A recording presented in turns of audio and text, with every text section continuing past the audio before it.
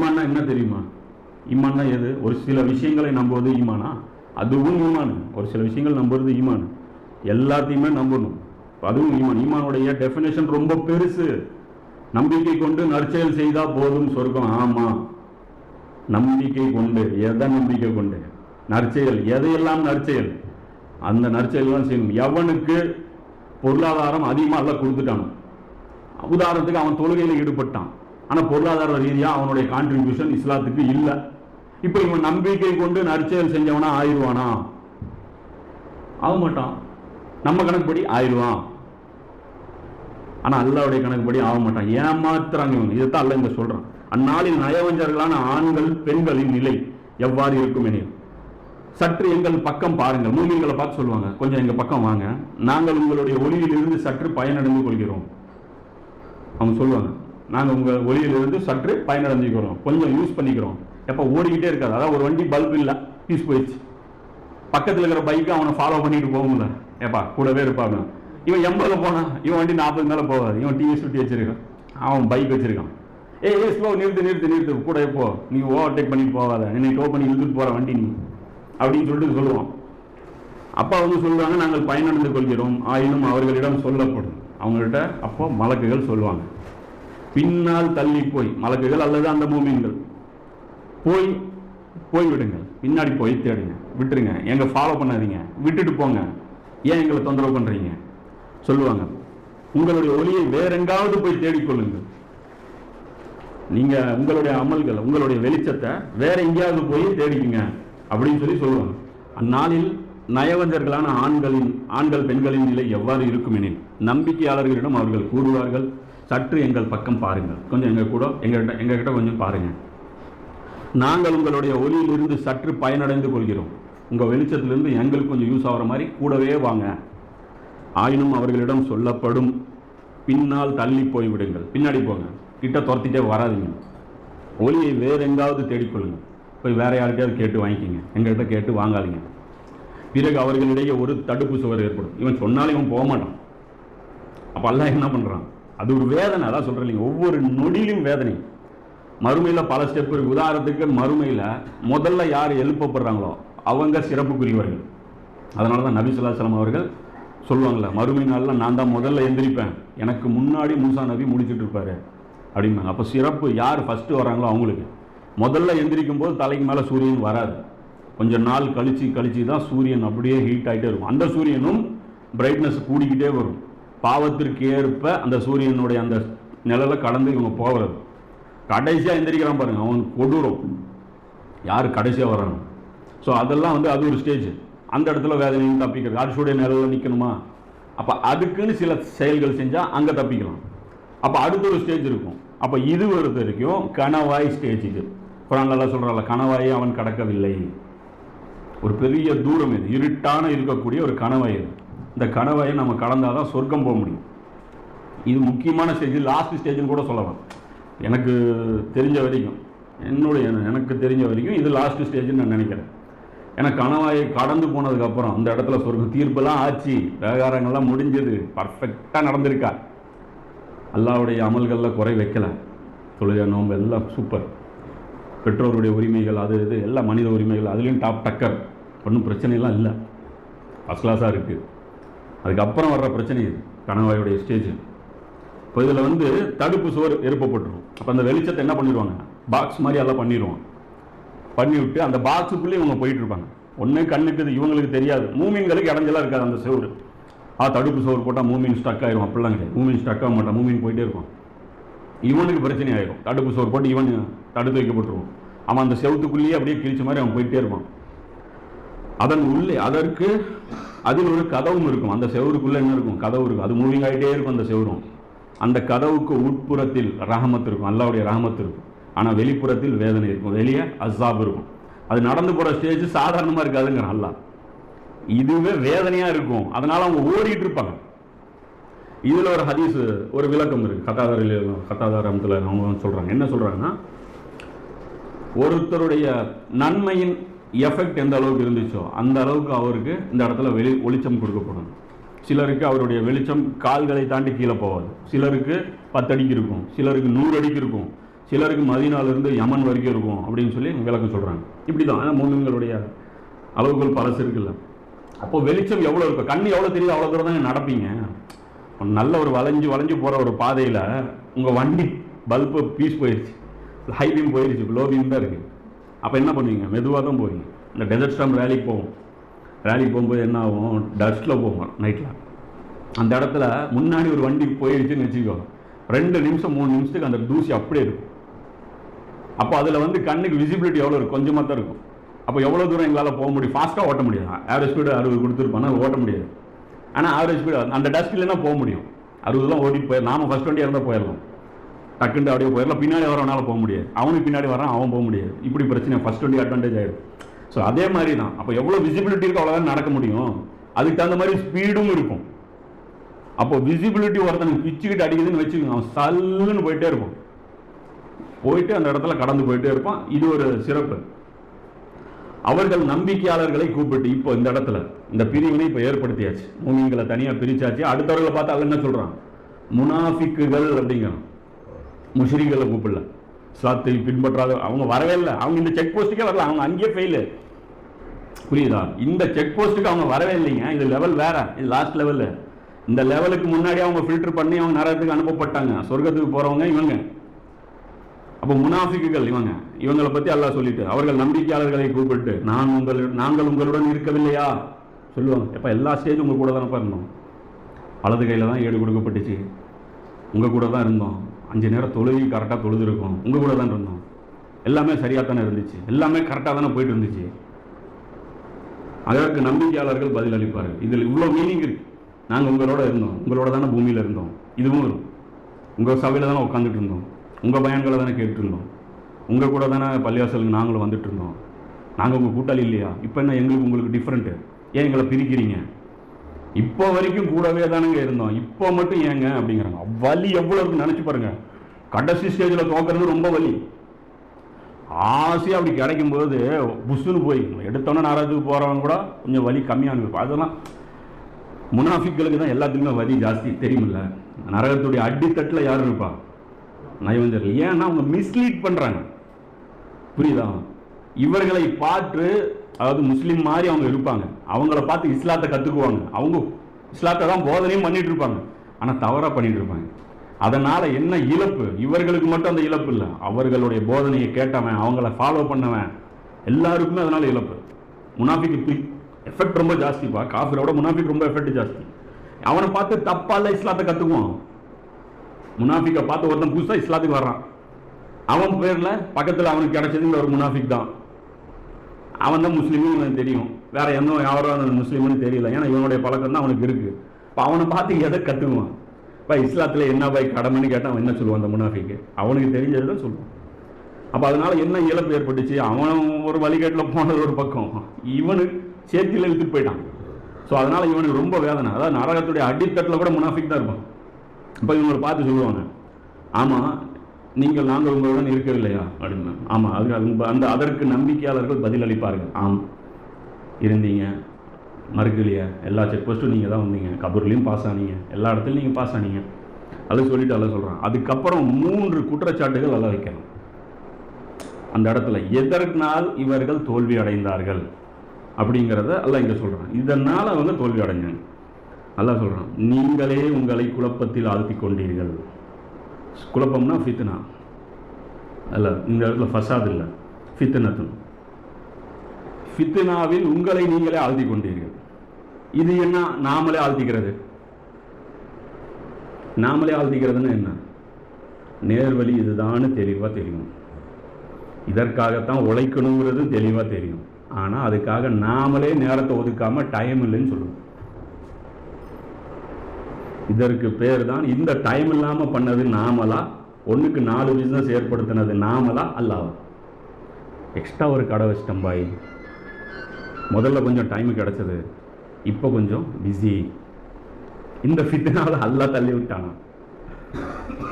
கையில் 4 கடையோடைய சாவி கொடுத்து, இந்தா போ, இதை 4 திறந்து சிறப்பான முறையில் வழி நடத்துவது உன்னுடைய பொறுப்புன்னு. பிஸ்னஸ் எக்ஸ்பேண்ட் பண்ணிட்டீங்க. முதல்ல வெறும் மெக்கானிக்காக மட்டும் இருந்தீங்க, இப்போ என்ன பண்ணீங்க? எலக்ட்ரிஷியன் ஆட் பண்ணீங்க. என்ன இப்போ மெக்கானிக் 4 வண்டி, எலக்ட்ரிஷியன் 4 வண்டி, பிஸ்னஸ் எக்ஸ்ட்ரா ஆகி போச்சு.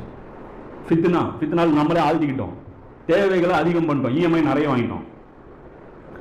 தேவையே இல்லை, சாப்பாடு இது இருந்தால் போதும். இன்னைங்க அப்புறம் இஎம்ஐலாம் யார் கட்டுவா? ஏசி வாங்கியாச்சு, ஃப்ரிட்ஜு வாங்கியாச்சு. இப்போ என்ன போச்சு, மாதம் 5000 தேவைப்படுற இடத்துல 10,000 தேவை வச்சு.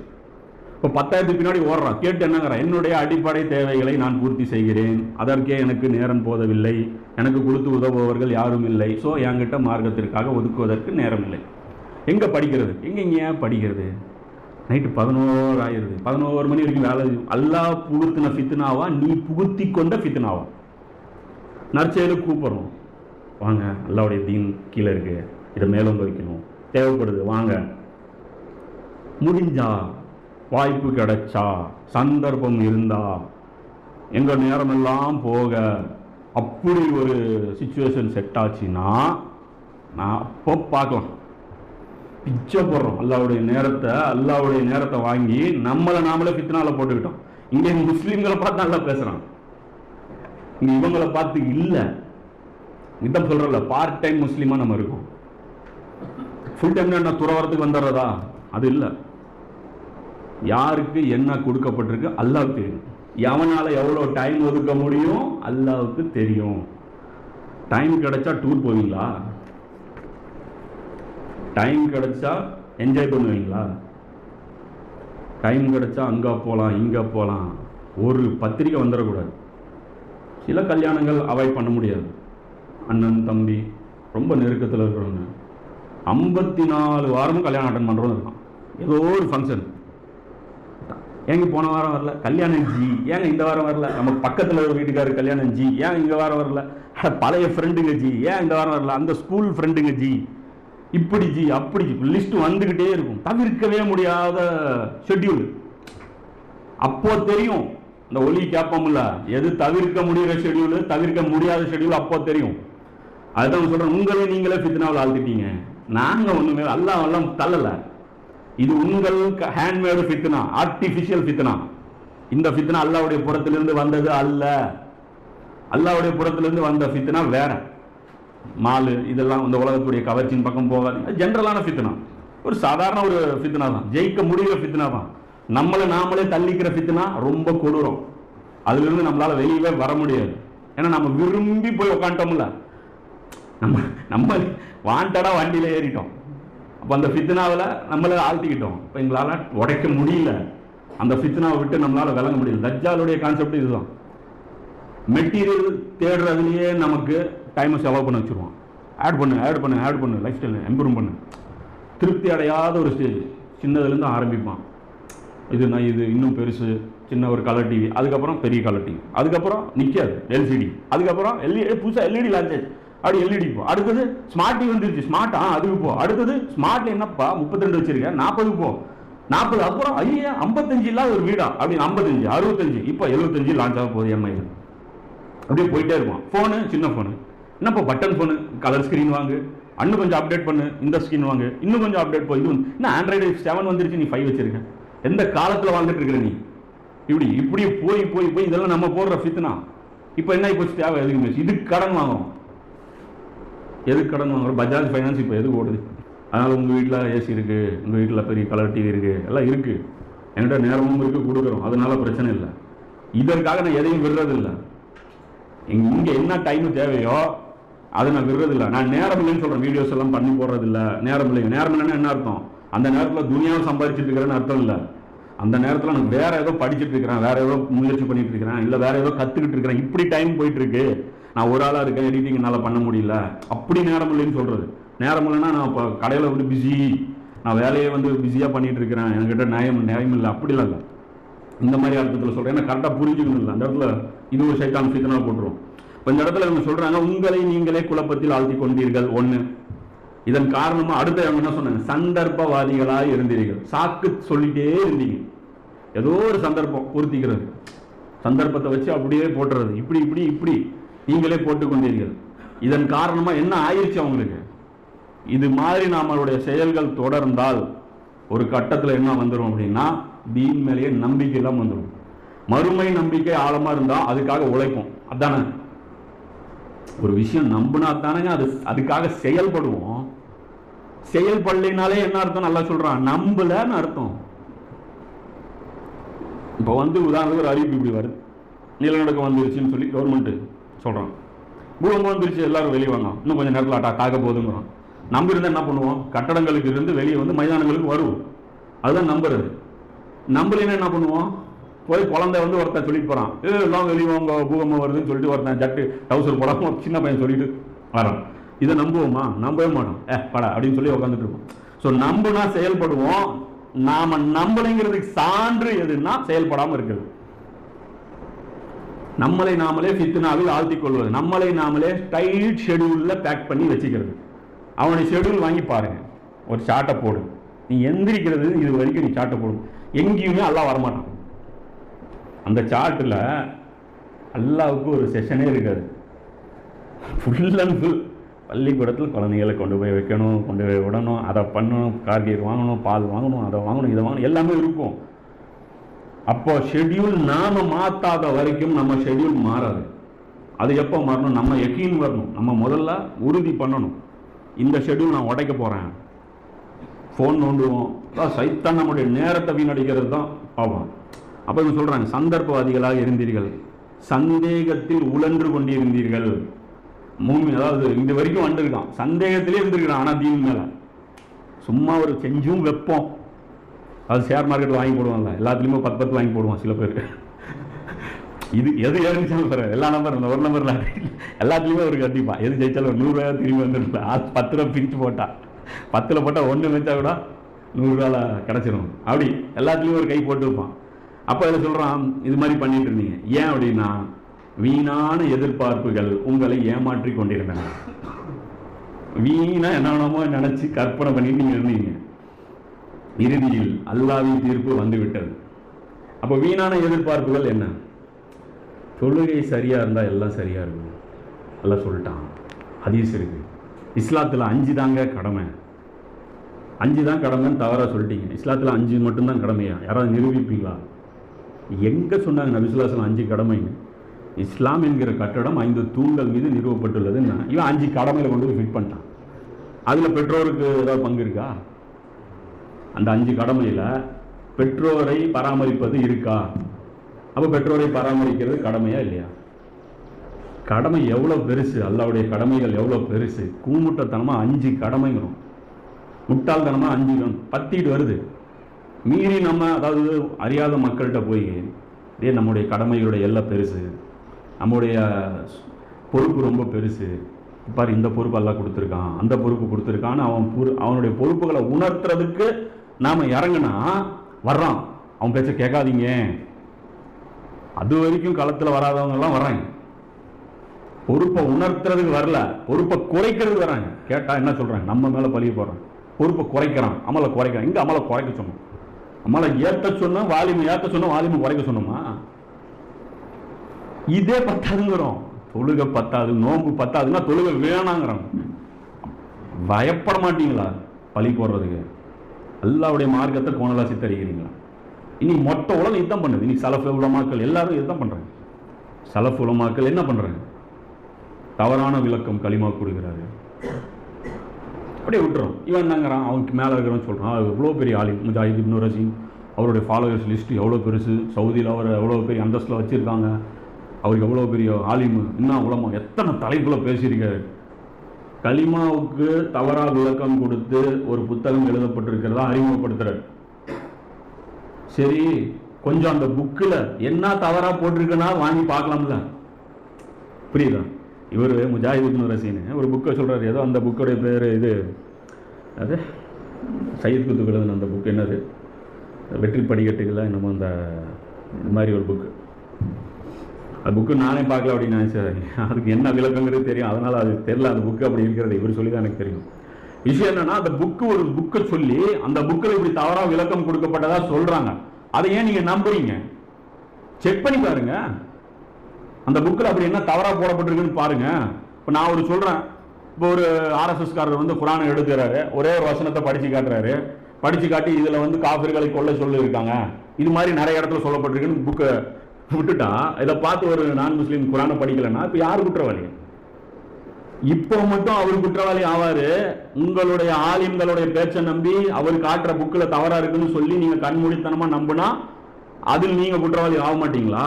கண்டிப்பா ஆவீங்க. நேரம் இல்லைன்னா நீங்க போட்டுக்கிட்ட ஃபித்னாது. புக்கை எழுதியிருக்காருல ஒருத்தர் சிரமப்பட்டு, அப்ப படிங்க, நேரத்தை நீங்க உருவாக்குங்க. இல்லைன்னா இந்த ஸ்டேஜில் தோப்பீங்க. அதான் சொல்றோம், வீணான எதிர்பார்ப்புகள் உங்களை ஏமாற்றி கொண்டிருந்தன. நீங்களா கற்பனை பண்ணிட்டு நம்ம சரியா இருந்தா போதும் போதும், உங்களை நீங்களே நரகத்திலிருந்து காற்றுக்கொள்ளுங்கள் தான் அல்ல சொல்றான். நம்ம உங்கள் குடும்பத்தாரை காத்து சொல்றோம், அவ்வளவுதான் பொறுப்பு. அதை தாண்டி ஒரு பொறுப்பு இல்லை. இது அபூபக்கர் ரலியல்லாஹு அன்ஹு காலத்திலே வந்தது. அது கர்பலா தொடரில் நம்ம டீட்டெயிலாக சொல்லியிருக்கோம். அது ஃபுல்லாக பாருங்க. அந்த தொடர் இப்போ இது சம்மந்தமாக அதையும் சொல்லிடணும். ஏன்னா நான் யூடியூப்பில் போடுற வீடியோலாம் 1 மணி நேரம் 1.5 மணி நேரம் டைம் எப்படி ஒதுக்குறது? ஒதுக்காதீங்க, பிரச்சனையே இல்லை. சேர வேண்டிய இடத்துல போய் சேருவோங்க, ஒன்றும் பிரச்சனை இல்லை. எடுத்து புக்கும் பார்க்கறது இல்லை. புக்கில் இருக்கிறத படித்து நாம் அதை மக்களுக்கு கொண்டு வந்து கொடுத்தா அதையும் பார்க்கறது இல்லை. அப்போ டைம் இல்லை அப்படின்னா எத்தனை வீடியோ தான் பார்த்து தான் ஆகணும், வேறு வழி இல்லை. இது நேரம் அல்லாவுடையது, அதுக்கு செலவு பண்ணி தான் ஆகணும். சத்தியத்தை தேடாமல் நாங்கள் நேர்வழி எடுத்தோன்னு ஒரே அட்டம்ப்டில் கிடச்சிருமா? சல்மான் ஃபார்சி கிடச்சதா? ஒரே அட்டம்ப்டில் கிடைக்கல. தடுமாறினாங்க. ஃபஸ்ட்டு நெருப்பு இருந்தாங்க, நேர்வழி தேடினாங்க. அங்கேருந்து கொஞ்சம் அப்டேட் ஆகி யூதருக்காக போனாங்க. அங்கேயும் திருப்தி அளிக்கலை. அங்கேருந்து நேர்வழி தேடினாங்க. கொஞ்சம் அப்டேட் ஆகி கிறிஸ்தவராக வந்தாங்க. அதுலேருந்தும் பார்க்குறாங்க மறுபடியும். அதுக்கப்புறம் ரசூலாக வந்தாங்க. அப்போ அவர் தேடல் நிறுத்தலை. இப்போ இதே தான் சொல்கிறோம், ஒரு ஃபிர்காவுக்குள்ளே போக வேண்டியது அவன் இதுதான் தௌஹீதுன்னு சொல்லிடுவான், அதோட நிறுத்திக்கிறது, செட்டில் ஆயிடுறது. நான் என்ன சொல்கிறேன், இங்கே இருக்கிறவங்க செட்டில் ஆகாதீங்கன்னு தான் சொல்கிறேன். என் பேச்சு கேட்டு செட்டில் ஆகாதீங்க, தேடுங்க. நீங்கள் நல்லவங்களா இருந்தா, உண்மையிலே உங்களுக்கு தக்குவா இருந்தா, கண்டிப்பாக அல்லாஹ் உங்களை நேர்வழி காட்டியே தீருவான். அதில் மாற்று கருத்து. நீங்கள் யாருடைய பேச்சு வேணாலும் கேளுங்க. நீங்க நல்லவரா இருந்தா உங்களை காப்பாற்ற வேண்டிய பொறுப்பு அல்லாஹ்வுக்கு இருக்கு. கண்டிப்பா காப்பாற்றுவோம். தக்குவா உடையவர்களே அல்லாஹ் ஒரு காலம் கைவிட மாட்டான். அந்த பயானை கேட்டா வழி தவற யாவனும் வழி தவற முடியாது. எப்படி தவறிடுவாங்க? இன்னைக்கு நபிமார்களா இருக்காங்க, அஃபீஷியலா ஒரு பயானை செலக்ட் பண்ணி இவரை ஃபாலோ பண்ணிட்டு போகலான்ட்டு. நான் சொல்றதும் தப்பா இருக்கிறதுக்கு வாய்ப்பு இருக்கும். அதே மாதிரி உங்க தலைவர்கள் சொல்றதுக்கு தப்பா இருக்கிறது வாய்ப்பு இருக்கும். அதையும் ரீசெக் பண்ணுங்க, என்னையும் ரீசெக் பண்ணுங்க. நீங்க அறிவை வளர்த்தீங்க. சொல்ற சில பேர் எனக்கு புரிய மாட்டேங்குது, இதெல்லாம் புரியலன்னா புரியுற வரைக்கும் முயற்சி பண்ணு. முயற்சி பண்ணு, புரியலையா மறுபடியும் முயற்சி பண்ணு, புரியலையா மறுபடியும் முயற்சி பண்ணு, புரியலையா புரியாமலே செத்துட்டியா நீ தப்பிச்சுடுவ. எல்லாம் சாவர வரைக்கும் நான் ட்ரை பண்ணிட்டே இருந்தேன், இவங்க என்ன சொல்றாங்களே என்னால் ஃபீல் பண்ண முடியல, அதுக்குள்ள உன்னுடைய அழைப்பு வந்துருச்சு, நான் வந்துட்டேன்னு சொல்ல எல்லாம் விட்டுருவான். புரிய மாட்டேன்னு தூக்கி போட்டுருவாங்க. அப்படியே போடுறீங்க. துனியாவுடைய விஷயத்தில் ஒரு ஸ்கீம் இருக்கு. துனியாவுடைய விஷயத்தில் பிரதான் மந்திரி திட்டத்தில் 2.5 லட்சம் ரூபா தரப்போறாங்க. ஆனால் அந்த ஸ்கீமுக்கு என்ன தேவைன்னு புரியல, விட்டுறீங்களா? தெரியலீங்க, ஏதோ சொல்கிறாங்க. அப்படியா? இது சம்பந்தமா டீட்டெயில் எங்கே கிடைக்கும்? இந்த ஆஃபீஸ்லையா? போனால் 1000 பேர் நின்றுருக்கான் லைனில். அது லைனில் நிற்கிறான். இன்னைக்கு கிடைச்சுங்களா? எத்தனை மணி வரைக்கும் பார்ப்பாங்க? 5 மணி வரைக்குங்களா இல்லை 5:30 வரைக்குங்களா? என்னங்க சாப்பாட்டுக்கெல்லாம் எந்திரிச்சு போகிறாங்க? என்னங்க அவன் ஃபோன்லாம் பேசிட்டு இருக்கிறான், டைம் வேஸ்ட் ஆகுது இல்லை? இவன் நம்பர் வரணும்ல அடுத்தது. சரிங்க, இன்னைக்கு லைன் போச்சுன்னா அப்புறம் நாளைக்கு எப்படி ஃபர்ஸ்ட்லேருந்து லைன் வருமா இல்லை இந்த இடத்துலேருந்து கணக்கு வச்சு கொடுப்பாங்க? ஒரு டோக்கனாவது கொடுக்கணும் இல்லை? இவன் ஐடியாஸ்லாம் கொடுப்பான். அங்கே போய் ஸ்கீம் என்னன்னு கற்றுக்குவோம். அதுக்கப்புறம் அந்த ஸ்கீமுக்கு என்னென்ன டாக்குமெண்ட் தேவை, பிறப்பு சான்றிதழ் அதுக்கு போவோம். அதுக்கு என்ன தேவை அதுவும் போவான். இதுக்கு ஒரு மணிக்கார்ட்ட கையெழுத்து வாங்க. அப்போ வரைக்கும் மணிக்கார் இருக்கிறதே அவனுக்கு தெரியாது ஊருக்குள்ள. அப்போ போவான், மணிக்கார்ட்ட போய் கையெழுத்து வாங்குவான், அதை பண்ணுவான், இதை பண்ணுவான். அது எனக்கும் அதுதான், எனக்கே தெரியாது மணிக்காருக்கு இவங்களுக்கு என்ன வேலை, நமக்கே தெரியாது. அப்போ அதுக்கு தேவையான உழைப்பு கொடுப்போம். அதை புரிகிற வரைக்கும் நிறுத்த மாட்டோம், அதை போயிட்டே இருப்போம். தீனுடைய விஷயத்தில் புரிய மாட்டேங்குது, எங்களுக்கு தெரிய மாட்டேங்குது, அது என்னமோ குழப்புது, அந்த மாடு எங்களை குழப்புதும்பாங்க, அந்த குழப்புகிறது அப்படின்னு. அதுதான் அல்ல சொல்றான், வீணான சந்தேகத்தில் உழந்து ஐயத்தில் உழந்து கொண்டிருந்தீர்கள், வீணான எதிர்பார்ப்புகள் போட்டு கணக்கு போட்டீங்க. அல்ல இதுல திருப்தி அடைஞ்சிருவான், அல்ல அதுல திருப்தி அடைஞ்சிருவான். விளக்கங்கள் உங்களுக்கு தரப்பட்டு அதில் வச்சு நீ நயவஞ்சகத்தனமா அதை புரிஞ்சுக்கிட்டீங்க. உங்க மனசுல சிரமம், உங்க மனசுல இது இந்த வீடியோ பேசுறாரு கிலாஃபத்தை பத்தி எடுத்தோன்னு என்ன பேசுறாரு தெரியுமா? முஜாஹித் இப்னு ரஸீன் அதில் சொல்றாரு, இஸ்லாம் சொல்லக்கூடிய அரசியலை சில பேர் லா இலாஹ இல்லல்லாஹ் அரசியலும் அடங்கும் அப்படின்னு சொல்லி பேசுறாங்க, அது தவறு அப்படின்னு சொல்றாரு. அதெல்லாம் சொல்றதுக்கு முன்னாடி ஒரு விஷயம் ஒரு பூச்சாண்டி காட்டுறாரு. என்ன தெரியுமா? இப்படி பேசுறவங்க எங்க இருக்காங்க தெரியுமா? எகிப்தில் எங்க இருக்காங்க தெரியுமா? சிறைச்சாலைகள் நிரம்பி வழியில் இருக்கு. அது சொல்றாரு எடுத்தோன்னே. எதுக்குன்னா அந்த புக் எடுத்து பாத்துறாதீங்க, அது சொல்றாரு. போட்டாங்க, ஜெயிலில் போட்டாங்க. ஏன் போட்டாங்க தெரியுமா? அப்படி ஒரு புக் எழுதணும். அப்ப புக் எப்படி இருக்குன்னு பாத்துங்கிற. ஜெயில போடுற புக்கு தப்பான புக்கு